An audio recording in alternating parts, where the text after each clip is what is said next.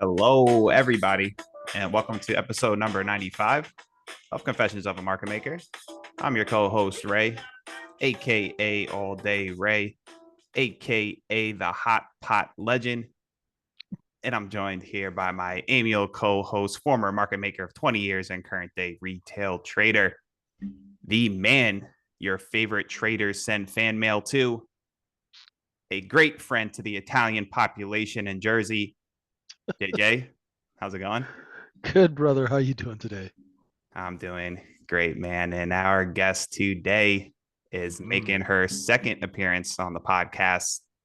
Founder, president, and chief executive officer at Byron. Yeah, I forgot to there we ask you go. before the podcast. How do I pronounce That's okay. Banrion. Banrion Capital?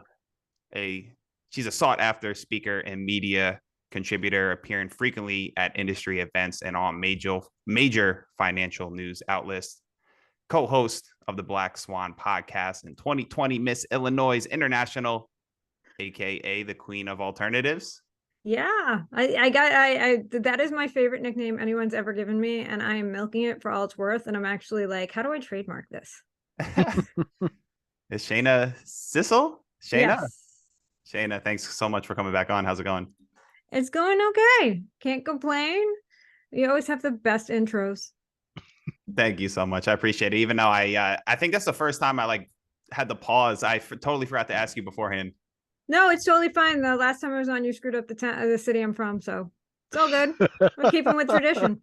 Hey, I just try to keep going with it. You know, mistakes are gonna happen. What are you gonna do? Hey, gotta be real. Gotta be real. Yeah, appreciate you coming on for a second time. Very interesting week we're having here in the market. I had to go back and look. The last time we had you, I was thinking it was pre-COVID. It was actually, yeah, it was just the midst of it, July 2020. Yep. And that's episode 39 for the listeners. If you guys want to go back and listen to it, a lot has changed. Yeah. My entire life has changed since then. And you guys kind of blew up. So I'm like very honored you invited me back on. I mean, you got Mooch, you got Cuban. I'm like invited back for a second time. Like, I feel very honored and humbled by that, because you guys are huge now. I was like one of the first couple of episodes you put out there. We had a good time. It was July 2020, like you said, and my life could not be more different today than it was back then. Well, looking forward to talking about it. You're way too gracious, way too kind. I appreciate that. Both I know from me and JJ do, but yeah, I mean, you came on before we were like really anybody, so Yeah, you know, we really appreciate that. So yeah, like Ray's like we got a CIO. We got a CIO on our podcast. And like we're just, I'm just an eye gouger market maker and day traders. You're like, oh, cool. We were really happy about that. So. Well, like I said, I appreciate you having me back on. Yeah. So yeah, the world's changed a lot. I know you've gone through a lot of personal changes as well. So why don't you just update us on your professional trajectory? Sure. So last year has not been great. I'm just gonna put it all out there. Yeah, I got laid off as CIO of Spotlight Asset Group in October of 2021. Nothing I did wrong. Spotlight had some operational issues that really impacted the business, and so they basically had to let everybody go. Spotlight does still technically exist, but in a much smaller organization than it once was. It was like 3 advisors, an office manager, and not quite what we were back when I was CIO. And for those reasons, they had to kind of let me go. They let the CCO go. They let our CFO go, the traders, everybody. We all got let go. And so after that, I took a gig with a firm in Cleveland for a short period of time, helping them out with like media work and kind of brand building. And of course, as you know, I do a lot of work in like the hedge fund, private equity, venture capital, private debt, private deal space. So I was working with them to help them kind of build out their investment platform for that. But they were in Cleveland. I was going there once a month, and I was the only employee they had that didn't live in Cleveland. So I think it just made it really hard for me. I did bond with the team, and in fact, I keep in touch with several of the folks there who I think are very talented and are going places. It just didn't work out for that reason. So in January of 2022, right after I spoke at a conference on their behalf, I got a phone call saying markets are tight, margins are tight, you're not in Cleveland, and you're expensive, so I don't think this is going to work. And I was devastated because I loved the job and I loved the people, but I'm like the queen of picking myself up and brushing myself off and finding some other way. So I did a consulting gig. I actually started doing the consulting gig right after Spotlight, so there was some overlap there for a firm called Armada ETFs, where he helped them with distribution strategy, brand building, marketing, helped prepare the business development team, very involved in operation compliance and the launch of an ETF that they were doing. It's a REIT ETF. The ticker symbol is HAUS. That was a really fun project to be involved in. Really cool group of people. Phil Bach is awesome, and you should totally have him on your show because you would love him. He's their CEO. They're doing cool stuff in the REIT world, but I don't want to just be a REIT person. So while there was an opportunity to join full time, it wasn't really something I was interested in. Ended up in March taking a job as director of investments, kind of also a CIO type role for a firm in DC called Cohost. Really cool firm doing work primarily with a lot of veterans who are in the government contracting space. So they typically, these are veterans who started their own business after they retired from the military. Their business is largely reliant on government contracts and building it to a certain point where they're wanting to sell the business. So they do pre-sale advising and planning, exit planning, and very cool firm. Really enjoyed the work there. And then in June, the market started to turn. They're not a particularly big firm. I was going to DC every other week for a week. So I was basically living half my time in DC, which was a lot. They just didn't feel like it was a good fit. They didn't want the media and conference exposure that I was bringing to the table as much as they had originally thought. Just the nature of the type of folks they work with. They thought they wanted the publicity and then kind of realized that maybe it's not great for the types of folks they deal with to be so public. So like veterans, is that? No, the government stuff. Oh, okay. Oh, not the veterans as much as because it's a lot of working on, government contracts. Some of it is security clearance, sure, secret clearance and things like that. And these folks, kind of like to stay under the radar. So, so that happened. And then I kind of had my pity party for like a month where I was like, what the hell is going on with my life? I've never had anything like this ever happen to me before. I've always been able to hold a stable job with very limited exception. I have always left firms on my own terms for better opportunities. And why am I now all of a sudden having such a difficult time? And part of that is just because I'm at a point in my career where I'm a senior executive, so I'm perceived to be expensive. And the opportunities for the types of roles that I'm qualified for are small, right? Like, it's not like they hire 10 analysts, but they only have one CIO. Exactly. And so those opportunities are few and far between, and usually you find them through networking. And it's also like a time in the market where people aren't really thinking about bringing senior executives with major payroll expense onto the team unless there's like a immediate need. So I spent most of the summer trying to find a new gig, interviewed a lot, had a lot of things that I thought would work out that didn't. And in August, I was like, I don't know how I'm going to pay my rent because along all these lines, I also got divorced. And that was an expensive, anybody who has been divorced or knows people who get divorced, I don't care how much you plan, how much you save, divorces will ruin you financially no matter what. They Very just true. do. So I was like, I don't know how I'm going to pay my rent. So I had this LLC, Banrion Capital Management, that I was using to invoice for some of the consulting I was doing and also for speaking fees.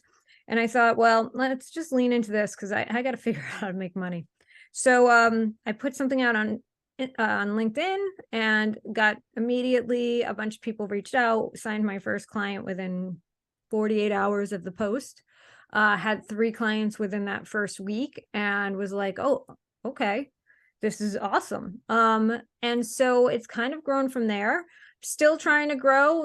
The first couple of contracts that I had signed with clients were client friendly, not Shana friendly. And I was like, oh, I need to pay my rent. So I made deals that weren't necessarily good for me, but great for the client. So now I'm sort of trying to build out my business with a much more favorable and stable revenue model. So if you're, I'm just going to promote myself. I am hoping my goal by the end of the year is to sign at least 3 more clients. I work primarily right now with investment managers in the alternative space. So venture capital, hedge funds, crypto, things in that world. Smaller firms who are trying to, if you're a smaller firm in that private world, the only way you can get to that magic $100 million assets under management number is by being able to find people who don't have major hurdles to invest. And the best place to do that is either family office or the independent advisor network. But the independent advisor network typically deals with a traditional retail investor. And so the private fund world is foreign to them and also complicated. So what I've been doing is helping these firms sort of figure out how they're going to create their advisor distribution strategy, help them with brand building.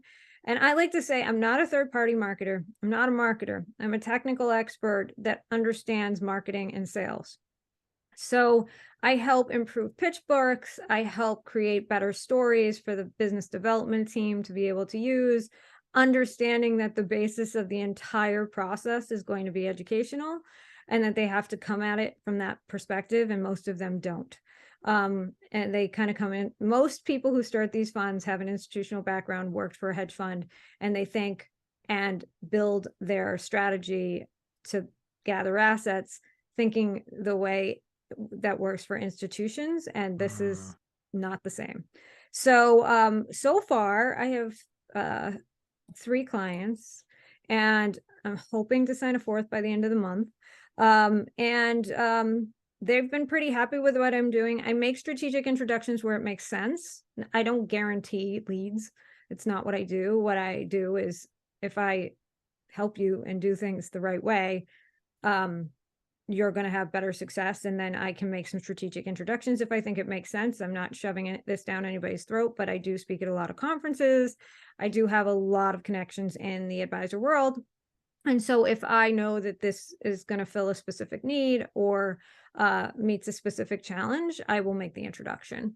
And it's worked out well so far. And since then, I've also accepted a board position with a health tech startup and an executive position with a firm doing something really cool in supply chain logistics for third-party auto parts and industrial drivetrain supply chain using the blockchain. So really, really cool work. So I'm going to be helping them kind of as their chief of investment banking, helping with the private deals, and more importantly, serving as sort of an expert in the blockchain space. So it's a lot, and I have like 5 jobs, but I have a lot of freedom. The thing that kills me is it's entrepreneurial stress. And right now I don't have enough stable revenue to like know month to month that I'm going to be okay and build something. So we're getting there. Yeah. You know, considering I just started in August and it's November, I think I'm doing okay. You're doing great. I'm trying. No, this But is, this is it's great certainly because been it has not been the easiest journey. Like the summer was really, really hard for me because I had no direction. I was shopping Instacart to make extra money so that I could pay for my kid to go to camp and you know, buy him clothes for back to school and like all the stuff that I'm responsible for him.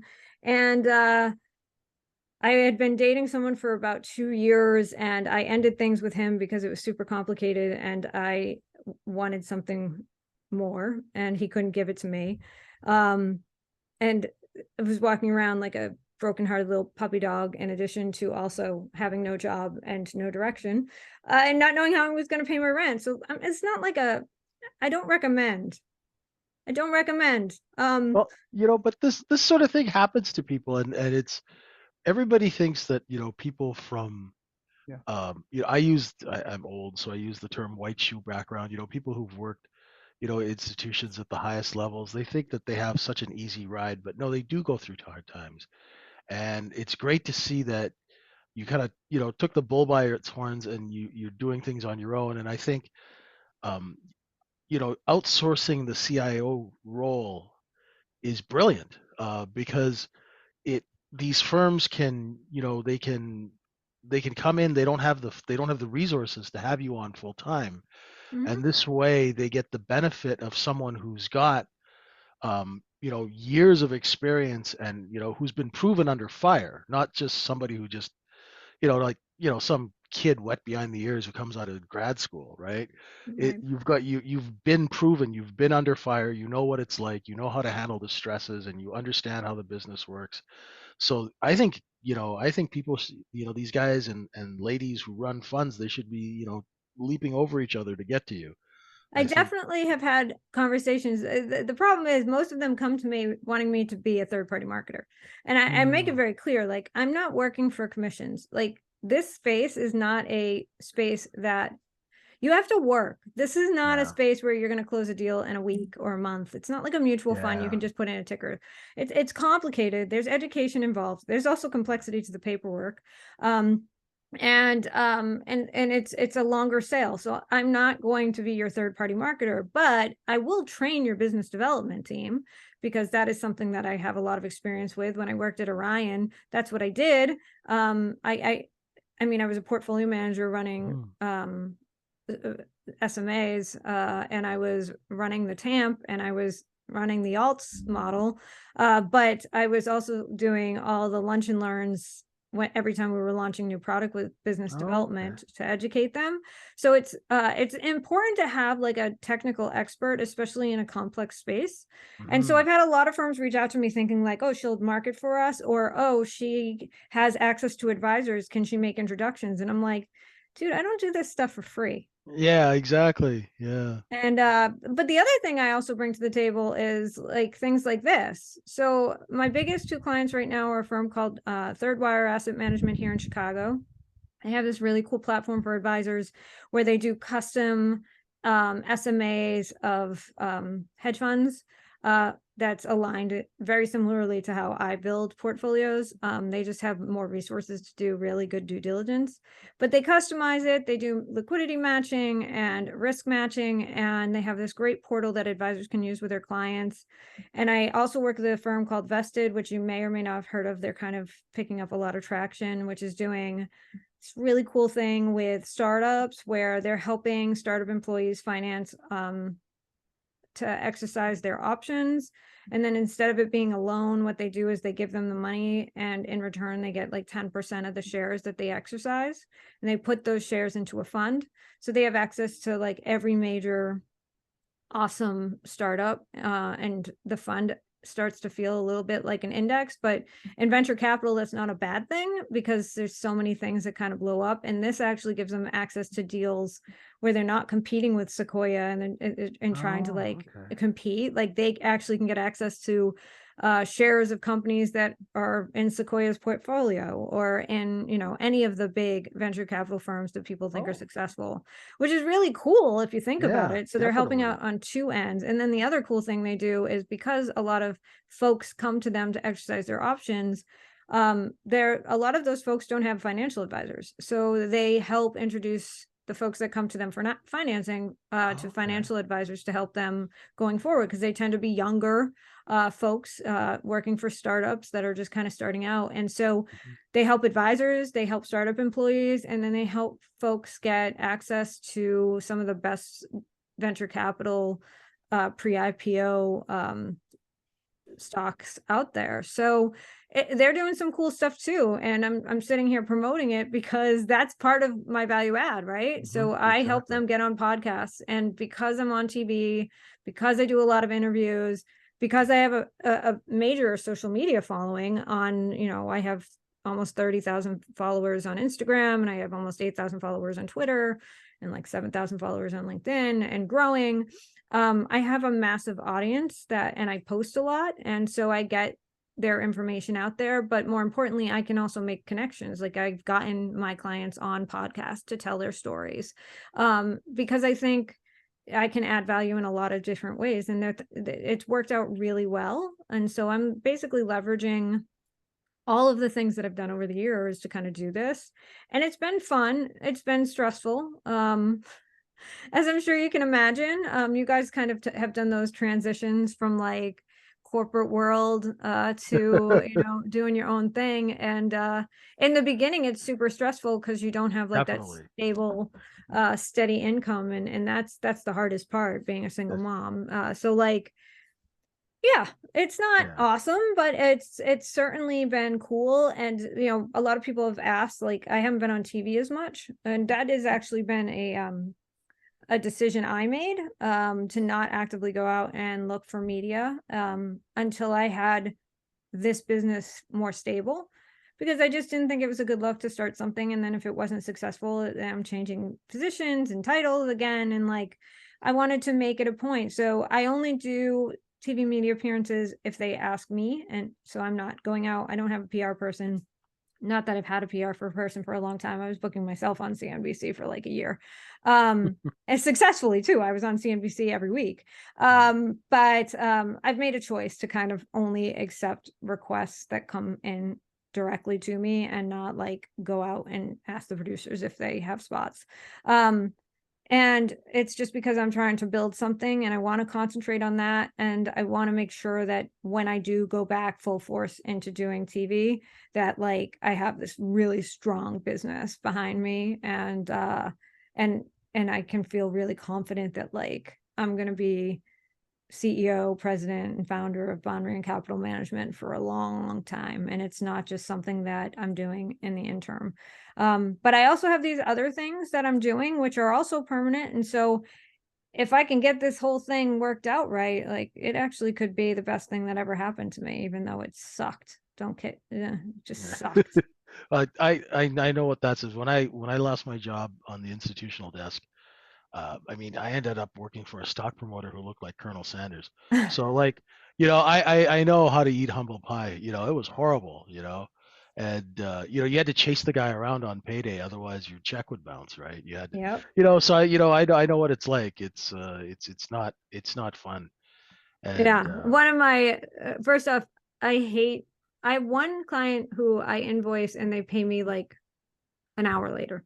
I have another client who I invoice and like have to send them 4 follow-up emails to like, exactly. Hey, it's like, can you pay the invoice? And then like right now I'm dealing with somebody who's like, yes, let's do the deal. I want to be a client. So I sent him the contract, and it's been weeks, and I keep asking him, and he's like, no, definitely, I gotta get it. And then I finally, like the other day, I emailed him. I'm like, I don't want to completely continue to pester you. This is why I suck at sales, because like I actually don't want to be a pest.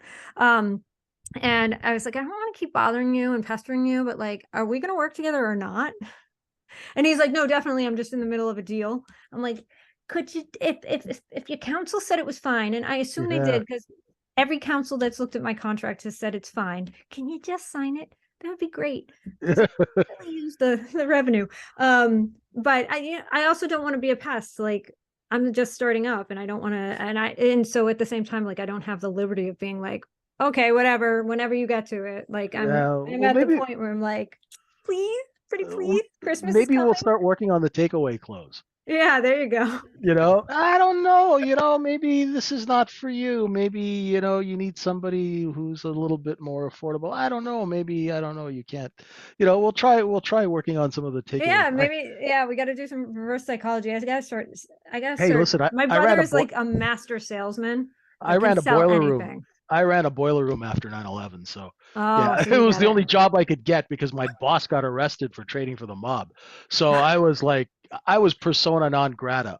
Anyway, the only people who wanted to give me a job were criminals, right? And I couldn't get a job anywhere. So I ended up working for all sorts of just, specimens. Yeah. So yeah, we'll and Steve's you and great. I have to talk then, because I need to work on my closing skills. Like I was saying, my brother can literally sell anything. He actually worked for a long time very successfully as a canvassing manager for Renewal by Anderson. He still works for Renewal, just not in that role. And like his job was to literally canvass the neighborhoods where they were doing installs and just knock on doors. And he was really good at it. Yeah. So I feel like I need to, when I go home for the holidays, I need to sit down with my brother and be like, dude,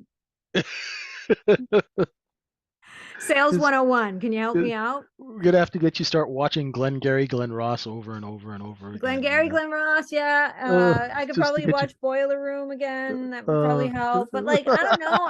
I always, sales for me is strange. Like, it is. The guy that I'm dating is in business development. Actually, dating is a strong word. The guy that I'm talking to is in business development, and he is a master schmoozer. I'm like, can I come with you to an event and just like, observe? Oh yeah, observe you in the wild. We had an institutional salesman that I would just go up to his office and listen to him pitch. Yeah. I just sit there and I'd listen to him pitch for hours, how he closed people. I learned a lot. It was pretty cool. Yeah, that's a very special skill, and not everyone can do it, because not only do you have to be really good at closing, you have to like be okay with rejection. Oh yeah.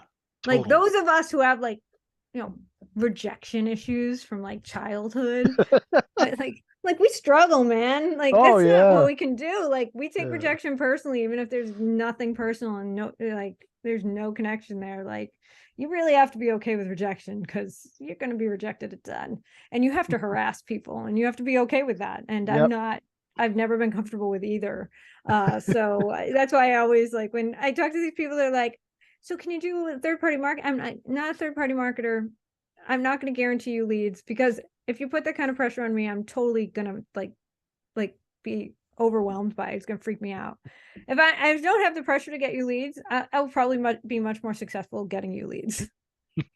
I suspect men are better at handling rejection than women, like just the nature of the game. I'm not, I don't think I'm naturally good with rejection, but I mean, I wasn't gonna get any dates, if you don't ask, Yeah, fair enough. I think women, though, we have other secret powers that make us successful in sales. Absolutely. We know how to, every guy who has a daughter knows that there's like a certain age, it's usually like 2 or 3, where their little girl figures out that if she bats her eyelashes and makes, pouts a little, that daddy will completely fold. Like you grow up and you realize that you have that kind of impact on men, and you use that to your advantage. And nobody wants to say that out loud, but I will say that out loud.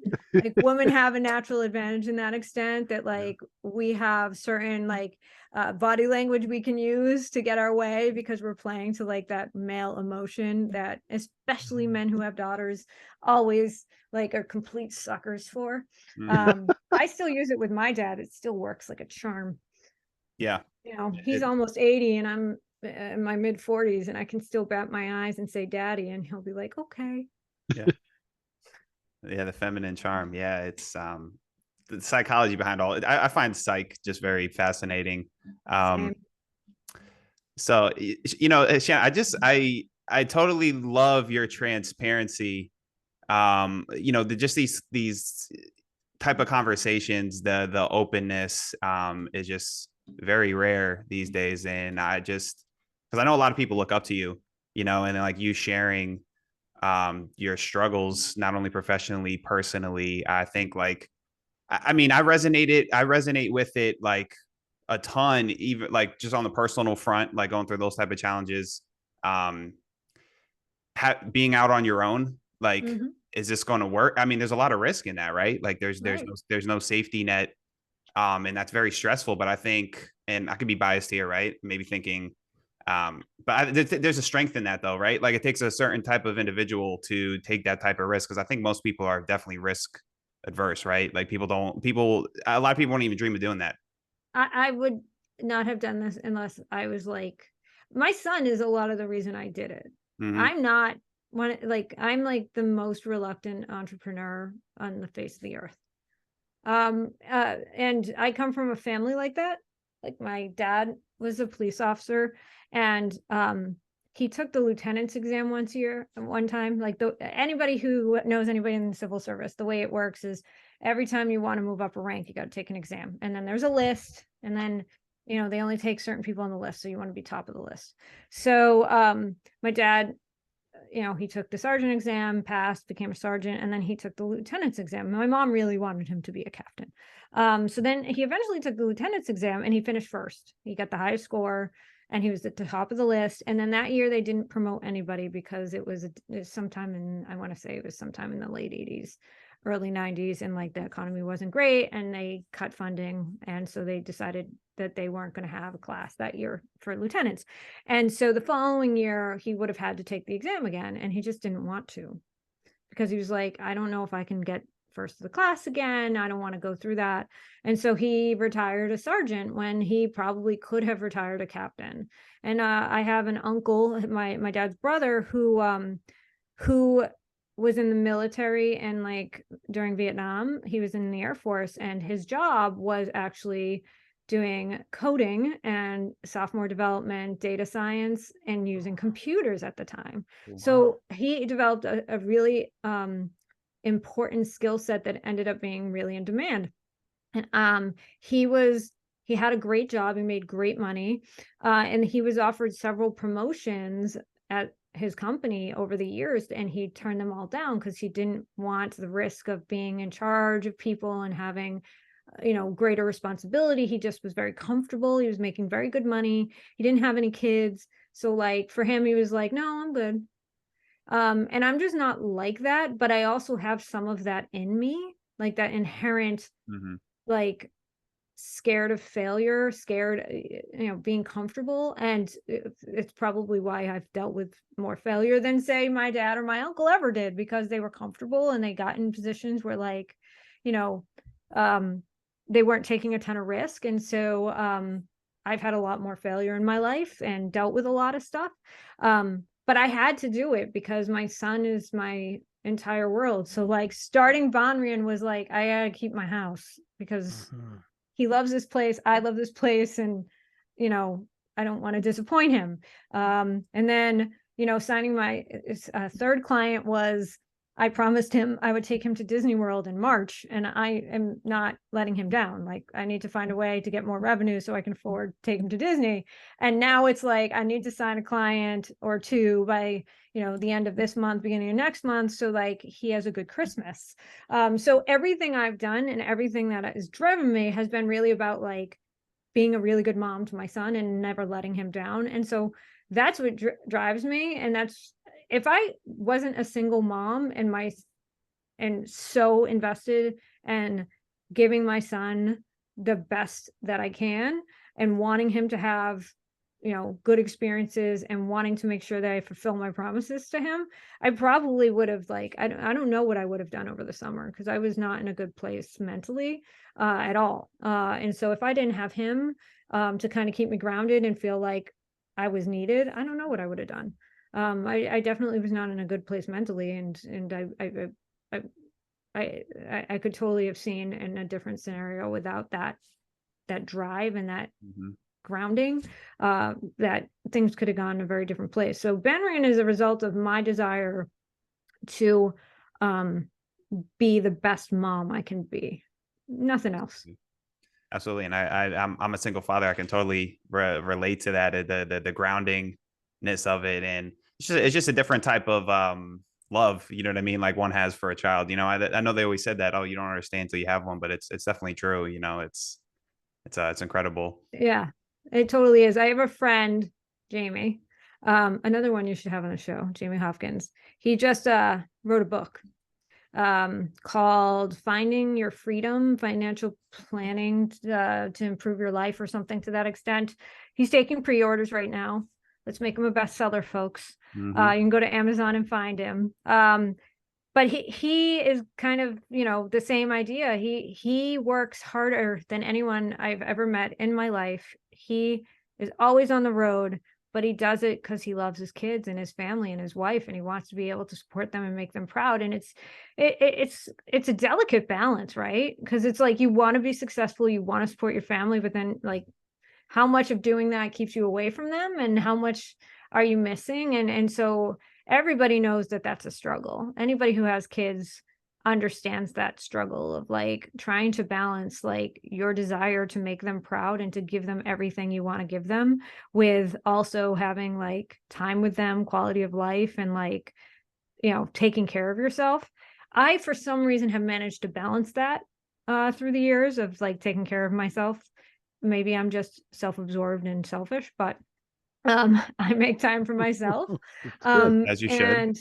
And I think that makes me a better mom. And my son's so funny. You know, you mentioned I was Mrs. Illinois 2020, and I haven't really competed in pageants since then. I did one over the summer. It was a smaller one, and it was because I had won my entry fee, and at the time I really needed it. I actually almost didn't do it because it was the week after I got laid off. And so I was like mentally in a bad place. My friend was like, no, go.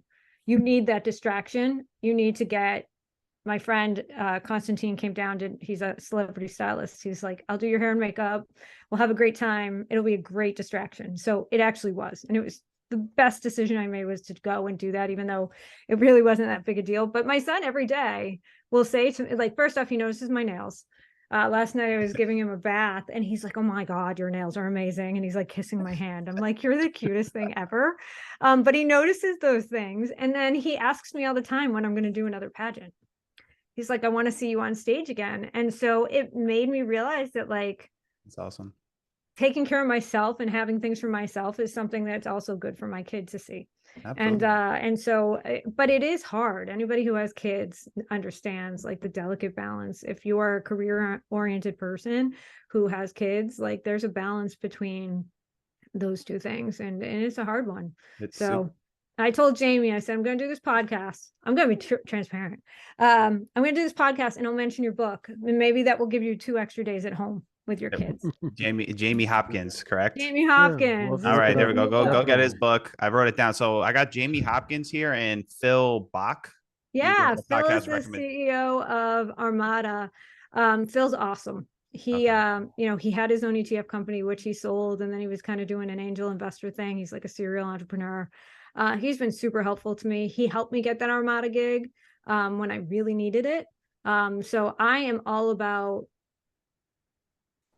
recognizing the people who have helped me. So like Phil and Jamie and my friend Nancy Davis, who you may or may not know, another one you need to have on the podcast. You guys would love Nancy.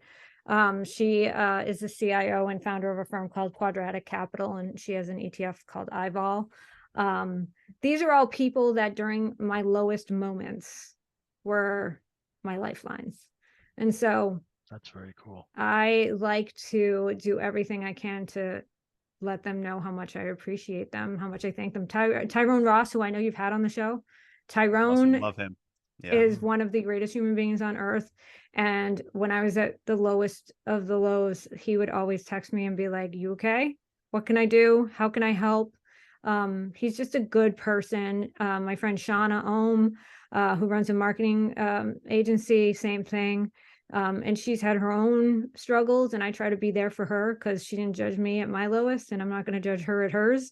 You know, you find out when you go through these tough times who your friends are. Yeah. And immense amounts of gratitude to those people. So when you finally start to pick yourself up, you want to pay that forward. That's so important to me. I don't want these people to ever think that I didn't appreciate what they did. And then I want to make sure that when I'm able to, that I can pay it forward for them, because they're awesome people who stood by me at a time where like I could have been a liability to them for all they knew. Absolutely. They didn't care. That's like, when you have those people in your life, like, hold on to them and remind them that they're awesome. Yeah. It's rare. It's rare. And you guys have been super supportive. I mean, inviting me back on here when I'm just trying to like launch my firm, and you know, you've gotten some huge names on this podcast, and I'm sort of like struggling right now, and you guys were like, no, come on, we want to help you out, you know. Yeah. You did the same for us. You did the same for us. Exactly. And you know, such a awesome thing in this business is to be able to help each other. And that's why I love what I do. I love what we do, because it's actually a great community. It is. I remember like when I started, you know, I started in 93 in the business, and you know, it's just, I remember one of the older guys that said, you know, every day we'll cut each other's eyes out for an eighth, but when your girlfriend kicks you out of the house, you got a place to stay. Exactly. Know? That's the way the business is, you know. My friend Victoria, I remember when I was like, I don't know how I'm going to pay my rent. She's like, I got 2 extra bedrooms. You and Gabe can come live with me. That's so cool. You know, no questions asked. And I was like, that's very generous, but you live so far away from his school. I don't know how I'd make that work. But that's how I was thinking. But at the same time, like the fact that she would offer that is like amazing and incredible. But it's so important that you don't just take advantage of those relationships at your lowest because you need them. Like you really, if you are a good friend and you appreciate those people, when you finally get back to the top of the mountain, you bring them with you. Mm-hmm. Definitely. Absolutely. I'm going to just jump in because we've got when the room heard that you're going to be on, they had the questions, you know, because they want to hear from, you know, the people who actually, you know, I used to call them the masters of the universe in the old days. What's your outlook and these crazy ranges and lack of liquidity in these things? What are you kind of thinking going into the end of the year? So it's really interesting because I think there's some stat out there. Strategas does some great work in like political influence on the markets. And there's some crazy stat out there that since like 1929, the S&P 500 has never been negative in the 12 months following a midterm. Wow. Ever. And like the average return over the period is like 12%, which I'd take a 12% gain right now. Mm-hmm. So I think we have to keep that in mind. I think we also have to keep in mind the geopolitical situation, like where is the stress in the system and how long does it last? Because there's certain aspects where you can be ahead of it, right? Like, you know that the market turns before the economy does. Like if you believe we're in a recession, and I would argue we're not, but there's plenty of debate that people want to have about that. If you believe that we're in a recession, the market turns about 6 months prior to when the recession ends. As a matter of fact, if in the financial crisis, you got your biggest gains between December and June, that 6-month period. And I don't think the recession officially ended till like June of that year. So you got all your returns in the 6 months prior. So it's really important to be ahead of it. But then there are also things out there that are critical in the macro environment, that it doesn't matter how economies are doing if there's stress in the system in these areas, like zero COVID in China and the Ukraine war. That's going to affect energy prices no matter what. So energy to me is an area that I'm spending a lot of time. I also have been spending a lot of time on like defense stocks. We haven't been, as a country, investing as much in defense as we have in the past. And my friend who works in that business always says, like, no one wants to spend on defense until they realize what happens if you don't spend on defense. It's really important to have that money spent before you need it. Exactly. Do it when you need it. So you got to be ahead of the game. And a lot of people also don't realize that a lot of military spending is the reason we have things like GPS and the internet and all of those things. So, you want to look at that. And one of the things that I realized is that a lot of government money, especially in defense, is going into blockchain technology. So we can have a huge argument about how crypto has imploded, but I would argue that reminds me a lot of tech in the 90s. There was a lot of carnage and a lot of casualties, right? Definitely. Pets.com, that's like the poster child, but there was a lot more than pets.com. Like there was serious casualties, and of like the thousands of .com companies that launched, like 5 survived. But it didn't mean that like tech was dead. It just meant like the speculation was dead, and the FOMO of like anything and everything will work, which some of us were warning from the beginning, like, folks, this is not how it works. And it was like, no, you don't know what you're talking about. You're an old fogey. Like, crypto is the next big thing, Bitcoin this. And like, well, no, that's not really how it works. Like, speculation works until it doesn't. And when it doesn't, it's bad. It implodes. And when there's a lot of speculation in the system and everybody's chasing the returns, it allows for a lot of bad actors. And that's what happens. That's why you have the FTXs and all of those things, is because when everybody wants to get a piece of it, they'll invest in anything. They don't do any due diligence, and it allows for bad actors to succeed. So this reminds me a lot of that. I actually think the future for blockchain technology is huge, and a lot of defense and government agencies are spending money on blockchain. There's some big government contracting conferences out there, and most of the booths are AI and blockchain. So that's a place I'm spending time. I want to look at people who are using the technology.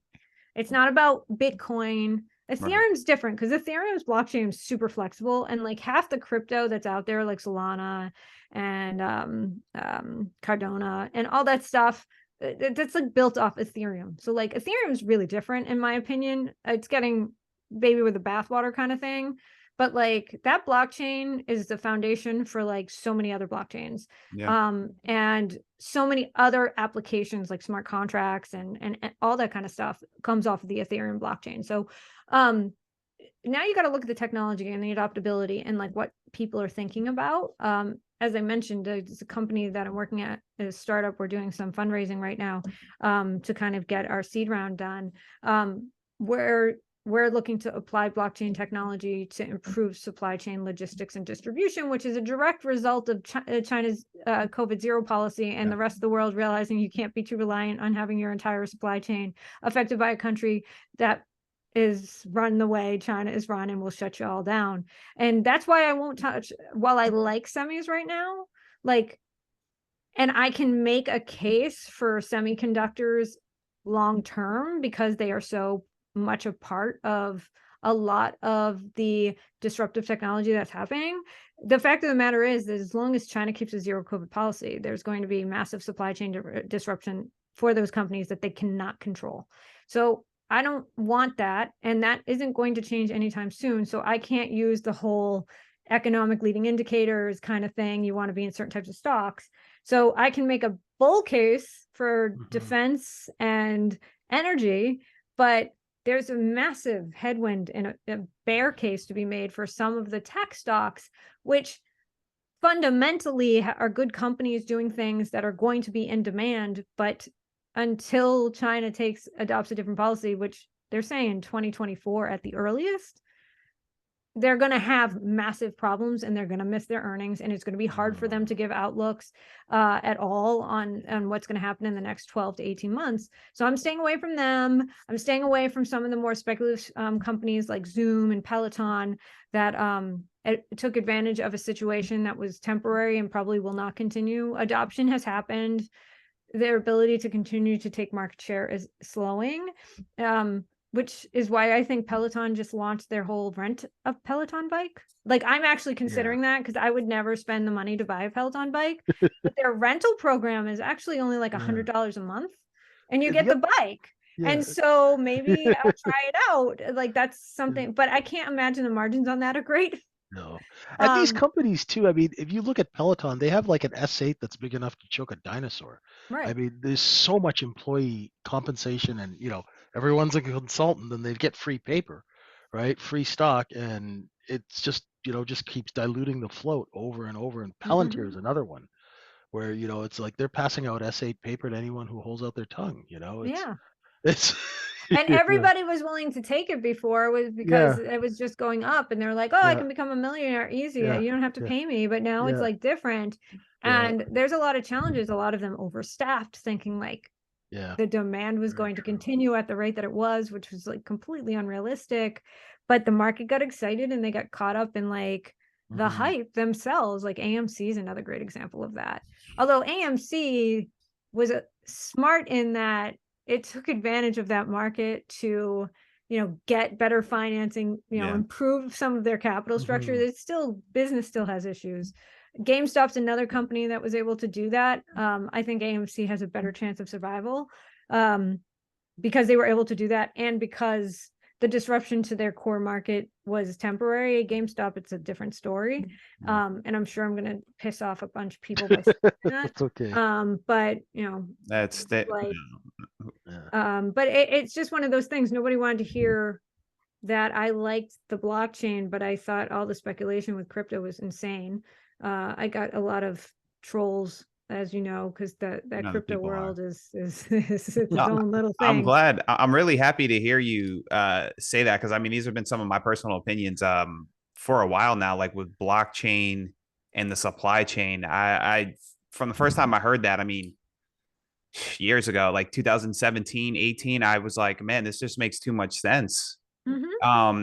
And I think blockchain for multiple applications, because like you said, if I like just going over, like just skipping over like coins, just as like a technology. Even I was looking through your Twitter, as getting ready for this podcast, and you did like a mail-in ballot, right? I've heard arguments for doing voting on the blockchain, which I think makes all the sense in the world. I mean, why are we still mailing in ballots? It's I don't know, it's ridiculous. No, I agree. I'm still ticked off about that. My ballot apparently never existed. But I know I didn't imagine that. I know I didn't imagine filling it out and dropping it off at like an official polling spot. And I don't know if it's a coincidence or not that this is the first year ever that I actually, instead of putting it in the mail, I put it in an official ballot drop box. And this is the first year ever in the history of me doing this, which is 10 plus years, because I travel so much, that my ballot was lost. But even more importantly, they claim they never sent me one to begin with. So like, I don't even have like the ability to go to like the election officials and be like, hey, what happened to my ballot? I think it was lost, because in their minds, it never existed to begin with, which just adds all sorts of fun to this story. But yeah, your point is a good one. Like blockchain, one of the reasons I got involved with this startup is because my dad, for like 12 years, used to run the garage at the Worcester Police Department. And so what that meant was he was responsible for all fleet maintenance, ordering parts. And I actually was very exposed to like third-party auto part manufacturing and ordering and inventory at that time, because he would pick me up at school, but he didn't actually get off of work till 5. So he'd pick me up at 3, and I would literally sit in the office with him for like 2 hours. And I'd go through the books. Like, this is like 90s. So like we had computers, but you remember what computers in the 90s were like. It's not like they were clunky. You weren't ordering stuff. This is pre-Amazon, people. So I had like catalogs, and I'd help him go through the Snap-on catalog. We'd be inventorying like what parts don't we have. And he was ordering not just for like vehicles, but like four-wheelers and motorcycles and ski-doos and boats and fire trucks, because he was responsible for like fleet maintenance for all of first response. So like ambulances, EMTs, fire, whatever. And so when I had this opportunity, I remember when they first talked to me, I'm like, why are you talking to me? Like, it's like, I'm not I'm not an investment banker, but I have a lot of experience evaluating private deals and doing due diligence on individual companies to make investments. And so, and I also have a ton of experience in blockchain. So when they were telling me what they wanted to do with blockchain to improve supply chain management in that market at a time where, like, by the way, third-party auto manufacturing and industrial drivetrain does really, really well in recessions, Oh, because nobody definitely. buys cars. Like, everybody's Exactly. repairing. It was like the Exactly. best time in the world to be doing this. Yep. And because we know China is not going to have anything but zero COVID policy till at least 2024, all these companies are rethinking how they manage their supply chain and their inventory. It's like the best timing ever. To me, this is a no-brainer. And I love what they're doing, but using the blockchain to control that, but it also helps control like inventory management, can confirm authenticity. Everything's on there if there's an issue.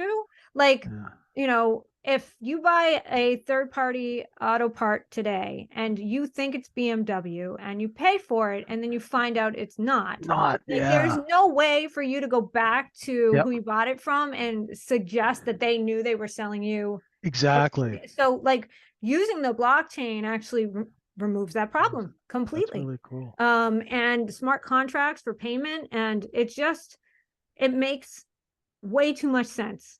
But that's my point. Like, everybody who thinks blockchain is dead because crypto imploded, like, isn't paying attention. Right. Yeah, they're two separate things. I mean, well, they're not two separate things, because you need the crypto to complete the deal. And I don't think people understand that crypto is like the carrot to the miner. Well, the only way the blockchain works is to have a digital currency on it. But the point is that it's not about the crypto, it's about the chain. And at the peak of crypto, people were like, I just want to get into the latest and greatest new coin, and they paid no attention to whether or not the blockchain was relevant. It was a speculation run rampant. I could have started the Shana coin and probably raised a ton of money and had no technology behind it. And also no regulatory oversight. Exactly. That's the other thing too, right? I mean, and that's changing. And I know you had Mooch on, and I'm sure he talked about it. I had the opportunity to speak with Anthony at a conference that he was a keynote for. Afterwards, I kind of like cornered him and was like, I have questions. And I was asking him about it, and he was like, everybody's talking about regulation as a bad thing. He's like, I think this is the year that we finally get like solid regulation in this space. And that's a good thing. That'll be good for everything going forward. And I think he's totally right. Yeah, definitely. And I'm not, Mooch would know way better than me. I'm just a little nervous with, I don't know, some of the people maybe that are helping, make some of these regulations. Decisions.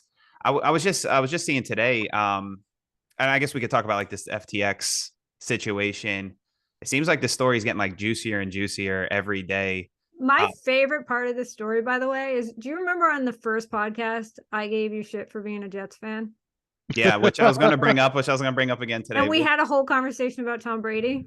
The best part of the FTX story is Tom Brady and Giselle are a massive investor in FTX. I know. And to say Tom Brady has had a bad year is the understatement of a century. Like, his team sucks. He is finally like becoming old.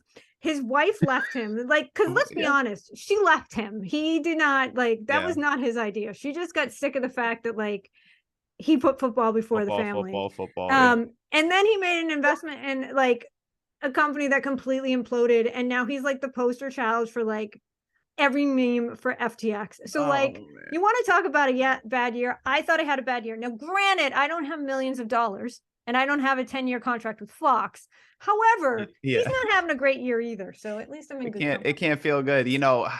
It's gonna be crazy for me to say this, Shana, because I don't want to even call him an underdog, but like he's kind of like, he's in an underdog type of situation now. He's always kind of been an underdog, at least in his own mind. In his own mind, always been underestimated. I'm kind of rooting for him to like come out of this. To be honest, other Jets I'm rooting for Giselle. I like him. Maybe it's because I can relate to Giselle on some level. Oh, maybe. I like rooting for the underdog, but yeah, I think like that whole like the Tom Brady aspect of it. I guess the bickering he has going on with CZ from Binance, and then I saw even like a couple hours before we even got on, a His crazy tweet. a Did you see congressman. his crazy I did. tweet? I did. I saw the tweet. But I saw a congressman, I believe from Minnesota, is alleging that I forget his name. Gary Gensler. Yeah, well, Gary Gensler, and the guy from FTX, I'm forgetting his name right now, were uh, Gary Gensler was helping him get through some like loopholes and regulation, and stuff of that nature. So I don't know. This just seems like there's a lot going on that we don't know about yet. This is going to be the pets.com of Yeah. like we've had totally. quite a bit, but this is going to end up being like the one. If you've watched any documentaries lately, a lot of like the GameStop documentaries start by talking about like the tech bubble bursting, and like that whole experience. But there is actually, I can't remember if it was on Netflix or Hulu, but somebody did a documentary on like the tech, like, and it's entirely about pets.com. And when you think about all the companies that failed during the tech bubble bursting, and there were thousands, like that one is the one that like now 20 years later, we still kind of mock. I feel like FTX. I thought Coinbase was going to be that company, but no, it's going to be FTX. No doubt in my mind, FTX is it. It's insane. Well, I mean, I guess I've been thinking this is probably good in the long term, right? Kind of clear out these bad actors, just wash away all the garbage, like you were mentioning with the tech, like the comparison to like the tech bubble. And it could be 10 years before we see like this space recover, because that's how long it took. If anybody remembers, Microsoft was like the world's worst. Amazon, Microsoft were not good stocks for a really long time. Like if you invested in Amazon in like 2002, you made no money until probably 2011, 2012, after the bubble burst. And like then we had, growth stocks started to really do well because of the macro environment, but you literally made no money in any of those stocks. In fact, you probably lost money for 10 plus years. I think that is a likely outcome of this crypto space, but it does not mean it is not a good stock. It does not mean that it couldn't be a good investment or that it is the end of the entire industry. I disagree. This is exactly what happens in up and coming industries. They get really speculative, then they completely implode. All the bad actors, all the speculation gets removed from the system. Then they take the time, the ones that survive, take that 5-10 years to really dial in their business model. And then they are really, they take off again. And I think that's what's going to happen here. Yeah, I really do. I love that human nature just like doesn't change. You and know, everybody says this time is different. Like, yeah. Everybody says I this love time it. is different. I think back like one of was it the South Sea bubble, like 1700s. And it goes on. The tulip. Yeah, tulip mania. Tulip mania. The junk bond crisis in the there's one. It's always something. And it's funny because I remember arguing with people about, they used to say that like the tech company valuations, they're all going to implode because, this is just like the tech bubble. And they were making the actual like connection directly with tech stocks. And I argued, no, these tech stocks actually have good fundamentals. These companies learned their lesson. The survivors have built good companies and they'll be fine. They really will. This is not 99 tech bubble bursting 2.0. But the correlation, the connection, if you looked at the activity, was more in the crypto market than it was tech. And people were trying to equate the two as the same, and they're not. And then if you tried to say that, like they kept saying, well, tech companies are really expensive. This is just like the 90s with tech. Everything's going to blow up.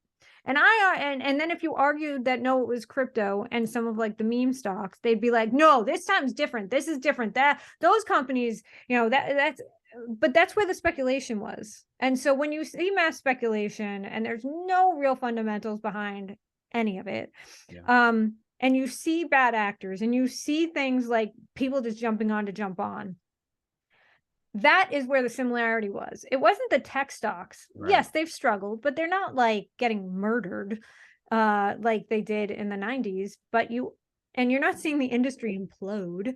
You are seeing that in crypto and blockchain.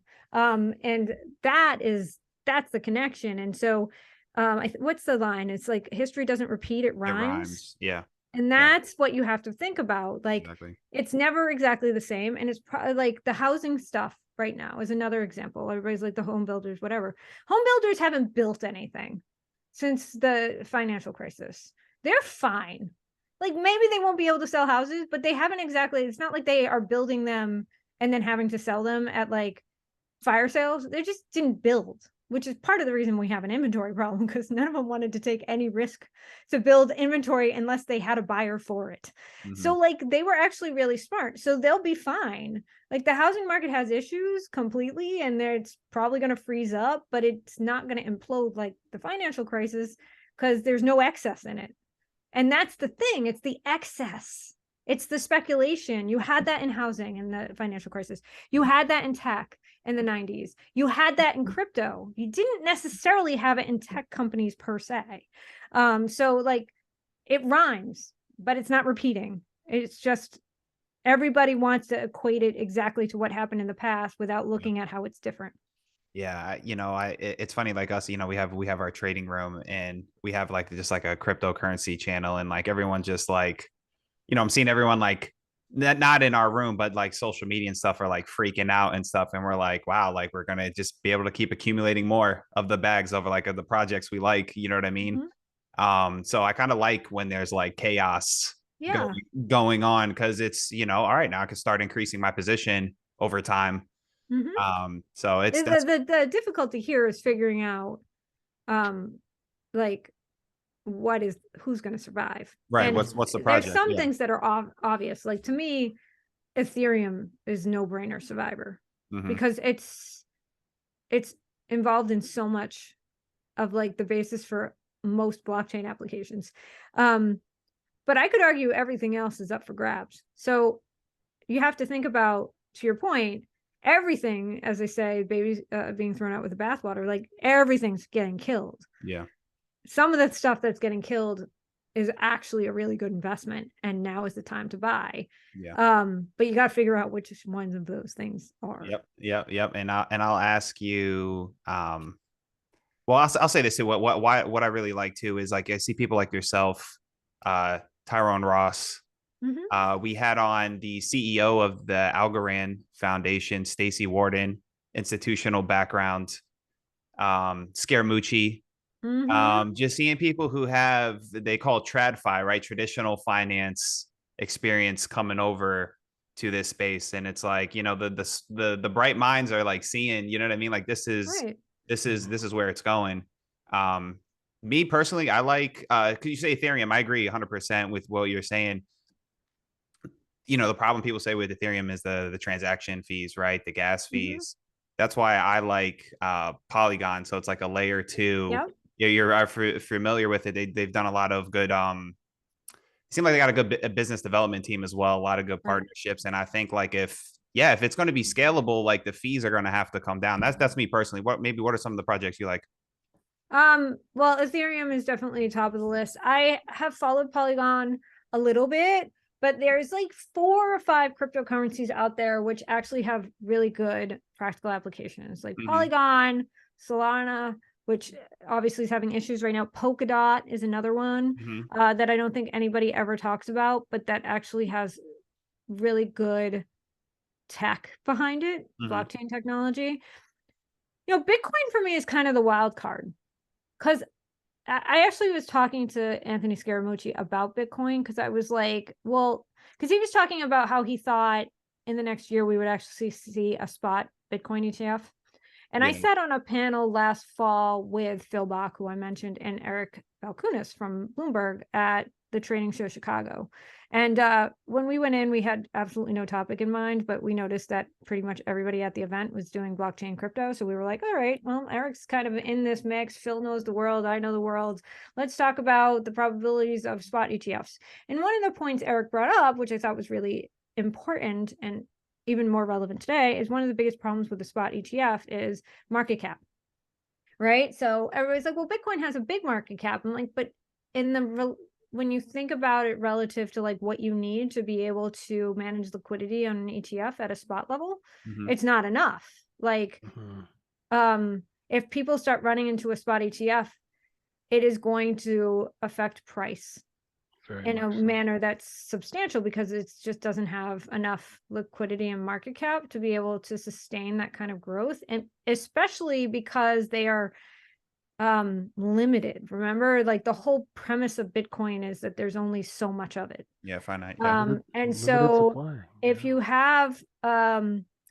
you have a spot ETF that increases demand and you don't have, elasticity of supply at all.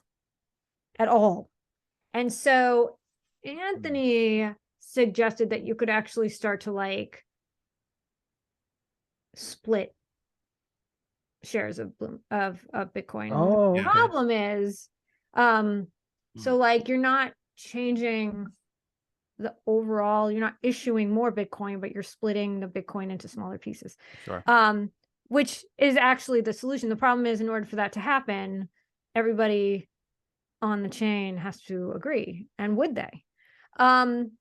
So this whole premise of Bitcoin having limited supply as the selling point that has been for Bitcoin this whole time is actually the thing that I think could potentially result in its death.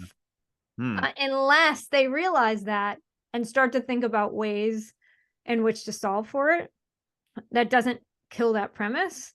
But that's why I say Bitcoin's a wild card, because in order for Bitcoin to really gain, like obviously adoption of the chain is part of it, but adoption of the chain requires to have elasticity of supply of the currency. And how do you do that in a way that doesn't take away from what the value of Bitcoin is?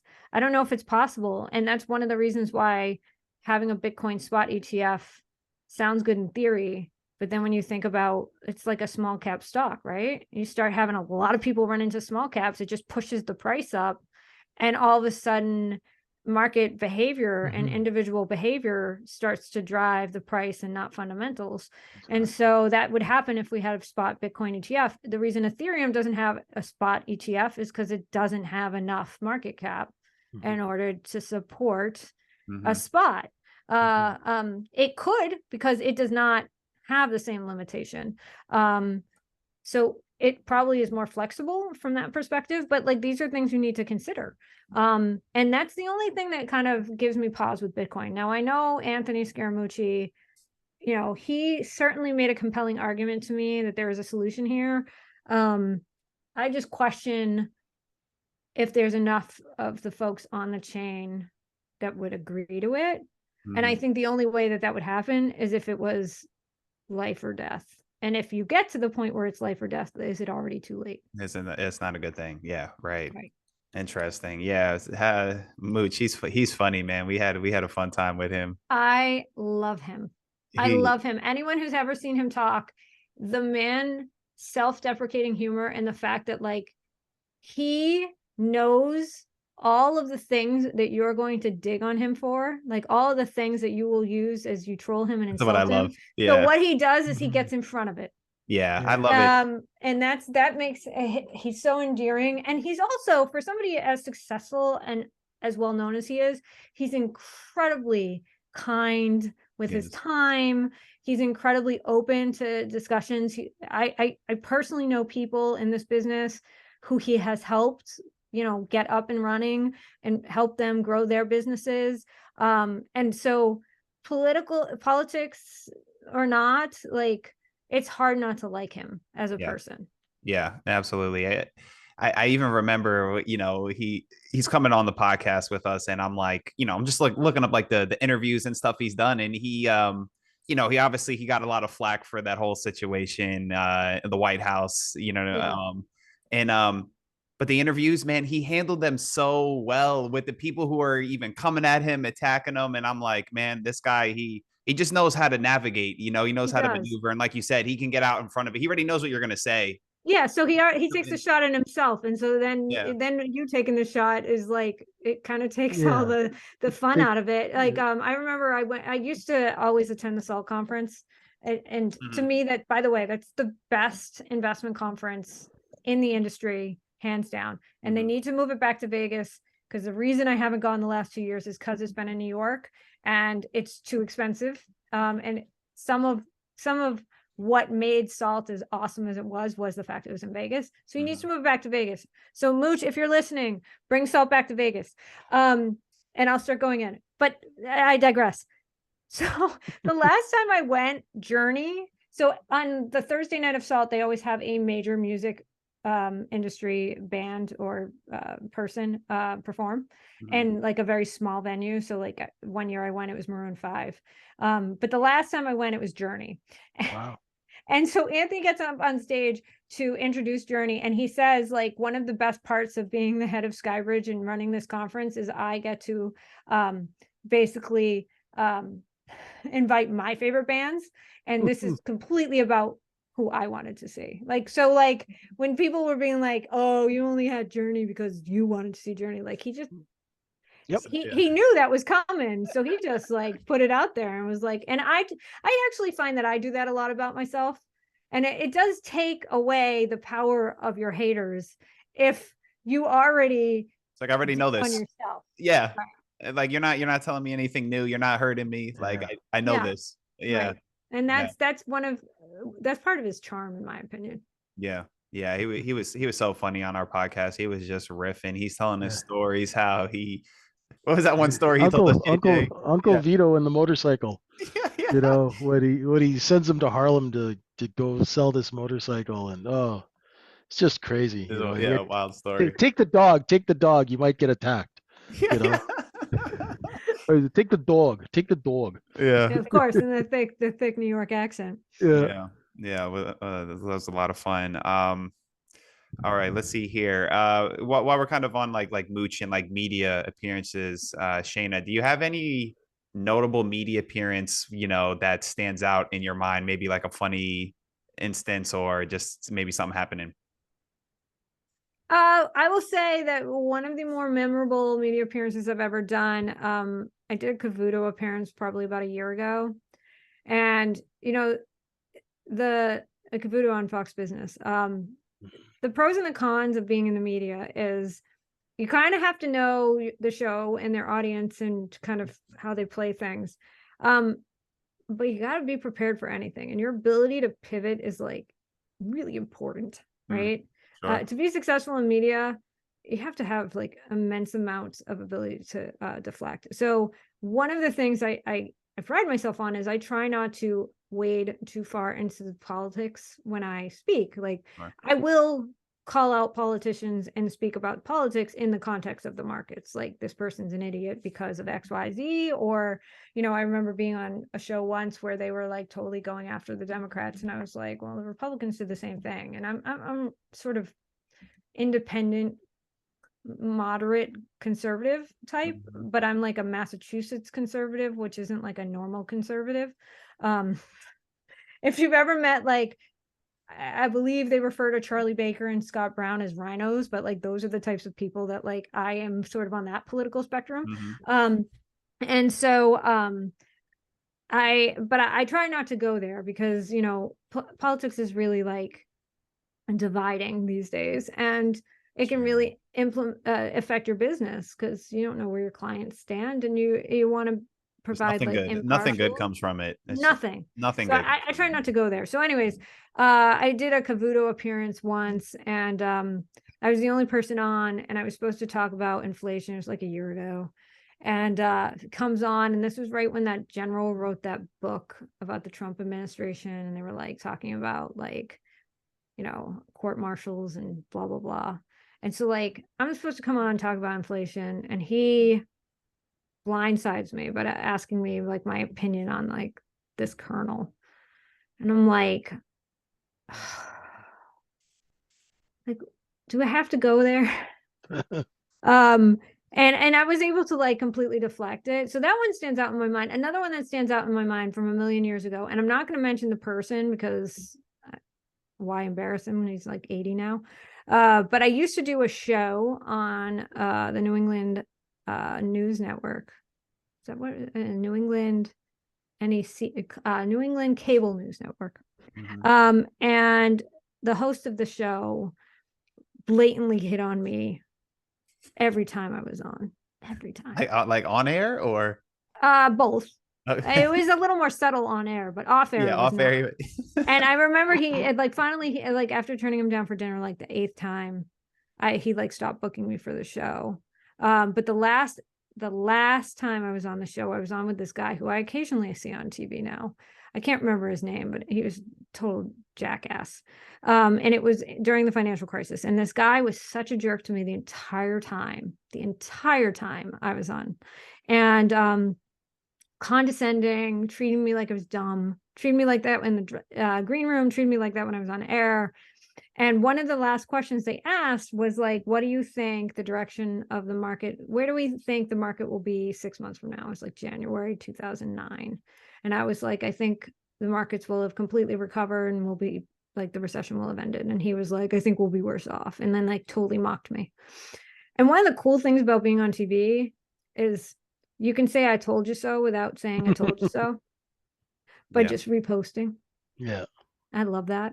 Mm-hmm. Love that. I do it all the time where I don't say, well, I let the comments, people will watch it and be like, wow, you were so spot on. And I'm like, I know, I was a jerk. He looks like an idiot. I'm going to put that on display. So I love when it comes to media, the fact that, well, there's a, obviously the opposite's true too. But I have been right more times than I've been wrong on these things. So I love the ability to say I told you so without saying I told you so. And having that smugness, especially when people are jerks to you. And in this particular case, I love that episode. I still have it because the guy was such a jackass and he was so wrong and I was so right. And like, if I ever find him on Twitter, maybe I'll tag him next time I repost it to remind him that I was right and he was wrong without actually saying it. Mm-hmm. Are most of the people that you deal with though, like media wise, are they more or less like cordial? It's oh my God. The folks I'm always on with Heidi and Cheryl on Bloomberg, and they're the nicest women in the world. Charles Payne is legitimately one of the nicest, greatest human beings on the face of the earth. Tell him to come on our podcast. You know what? Okay. And tell him that he's met me in 1995 in the Waldorf Astoria. It was a long time ago. I have been on set with him and obviously been on his show. I love that he really does follow my Twitter, and like when he sees something notable, he'll find a way to get it into the show. Like when I was in the Fab over 40 contest last year, he like totally promoted it for me on air. He let me wish my mom a happy birthday. He's promoted my podcast. I don't ask him to do any of it. That's awesome. But when he likes you, he like really does try to help you, and I love that about him. He's probably my favorite person in the media that I've dealt with. But I, generally speaking, Nicole Petalides and Oliver Rennick from TD Ameritrade, like Oliver's become a friend. He lives in Chicago. And Nicole always says to me, like, next time you're on the stock exchange floor, if you don't come and do an interview with me, I'm going to be mad. You develop these friendships with a lot of them, especially when you're on all the time. And they're such nice people. And they're so cordial. And I've had so few negative experiences. More times than not, my negative experience has never been with the host. It's always been with another guest. Okay.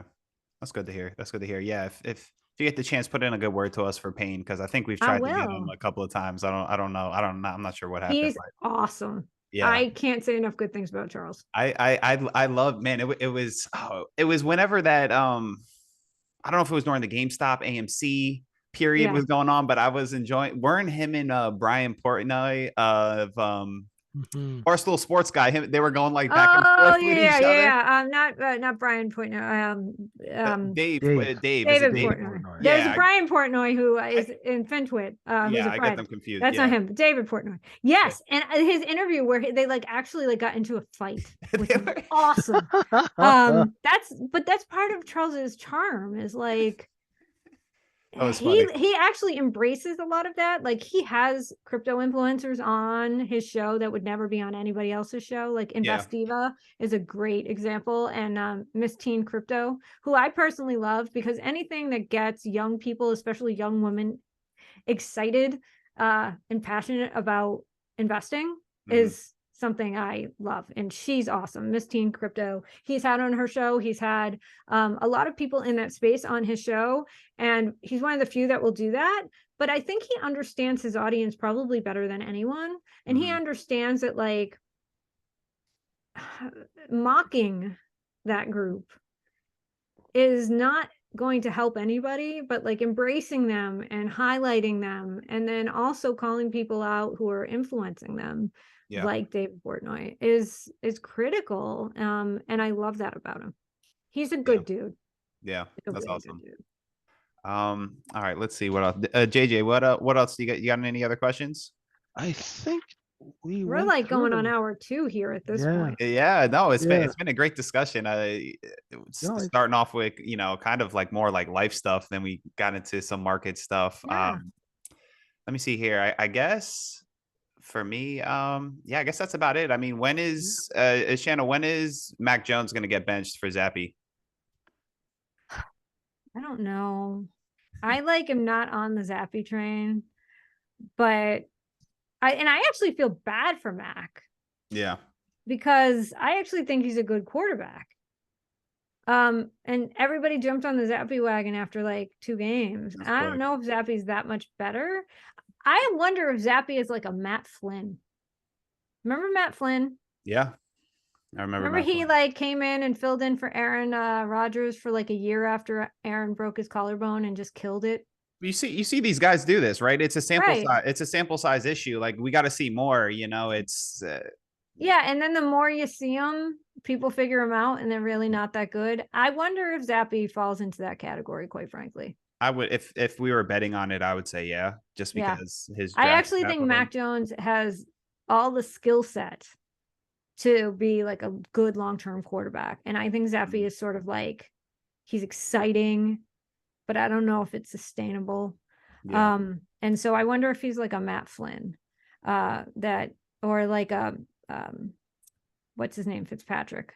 Yeah. Ryan Fitzpatrick. Yeah. Ryan Fitzpatrick kind of. I mean, that would probably be a good outcome if he turned out to be Fitzpatrick. Yeah. I mean, Fitzpatrick is the guy every team goes to when they like need a quarterback short term.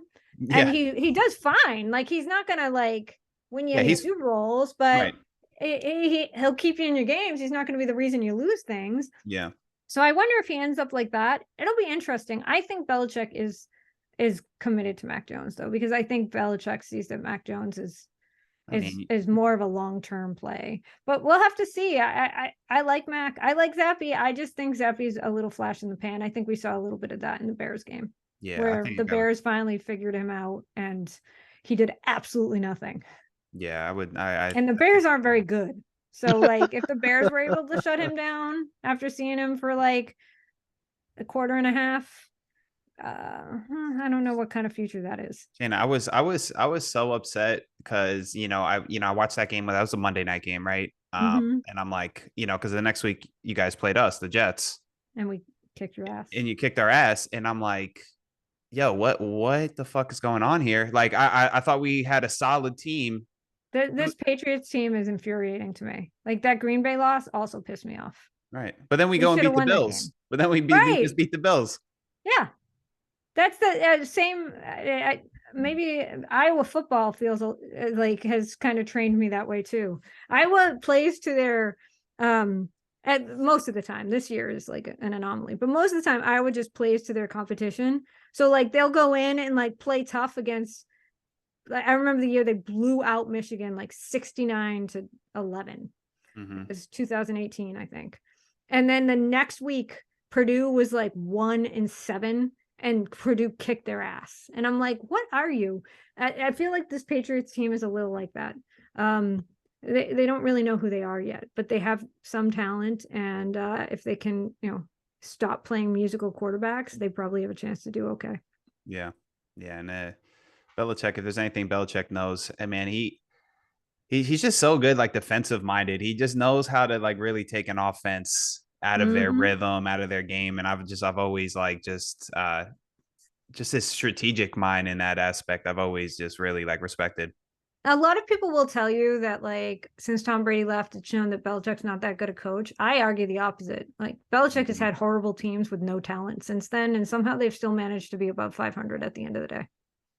Yeah, I think if there is a criticism of Belichick, it's He's not willing to go out and get real talent. yeah, getting the talent. Yeah, thinking like, Yeah, okay, I 100% agree with you. we can get by on penny pinching. Yes, which is why since Tom Brady, they've been, 2 or 3 games above 500 and not really gone anywhere. And nobody's really thinking about them for the Super Bowl because he's so good at getting the most out of mediocre talent. Yeah. He doesn't bother to go out and get real talent. And if he actually went out and got real talent, he's like, imagine what he could do.